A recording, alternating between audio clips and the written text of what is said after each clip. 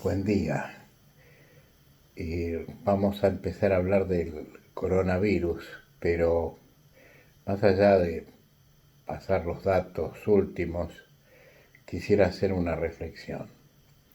Ayer me llamó mucho la atención el programa de Rolo Graña, periodista al que yo considero realmente muy objetivo, dando algunos datos de lo mal que estamos en materia de coronavirus y sobre todo hizo alguna mención de que las ventajas que teníamos respecto a algunos otros países se iban diluyendo, especialmente en lo atinente a la tasa de mortalidad.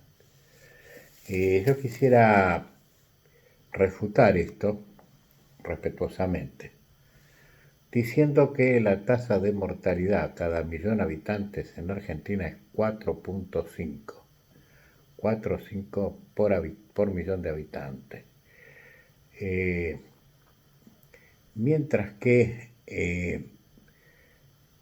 en Perú es 10,34, en Chile 7,14, en Brasil 6,9 y en México 6,2, digo para nombrar algunos países.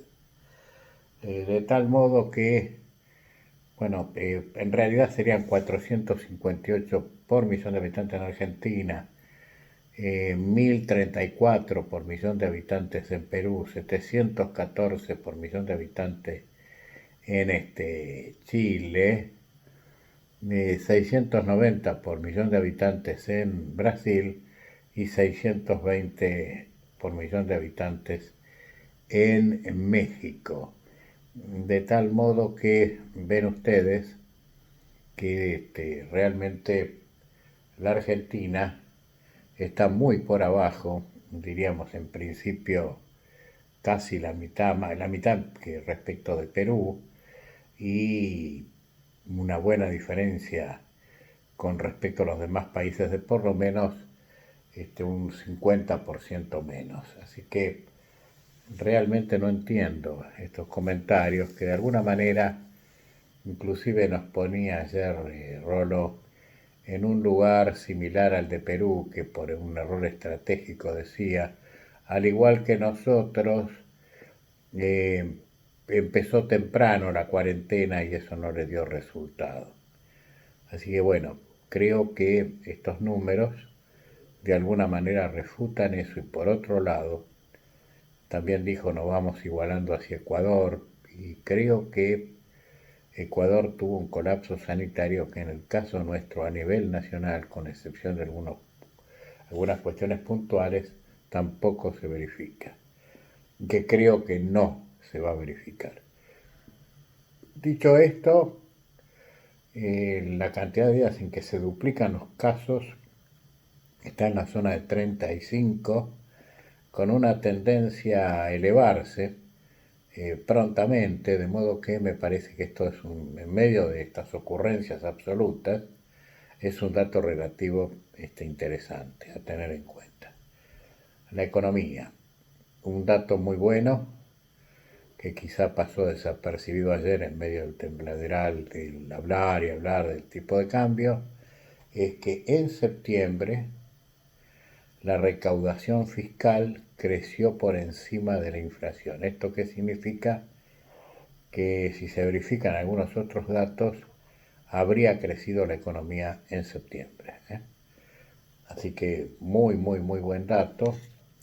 Y bueno, digo porque hay unas interpretaciones también capciosas. El caso de Maxi Montenegro, que dijo que la pobreza daba 47, pero que en el primer trimestre del año daba 34,6 y entonces en el segundo trimestre del año daba 47,2. Entonces estamos en una pobreza de casi 50 puntos.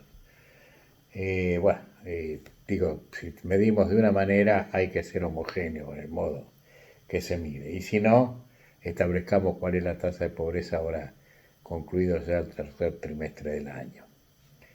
Bueno, último análisis económico, la cuestión de del dólar, y la jugada ahora parece estar centrada en el aspecto agroexportador. Parecería que vamos al modelo agroindustrial, digamos, exportador, donde, bueno, la baja de aranceles ha sido más beneficiosa para el sector aceitero y de harina, desde luego al sector minero, desde luego al sector industrial.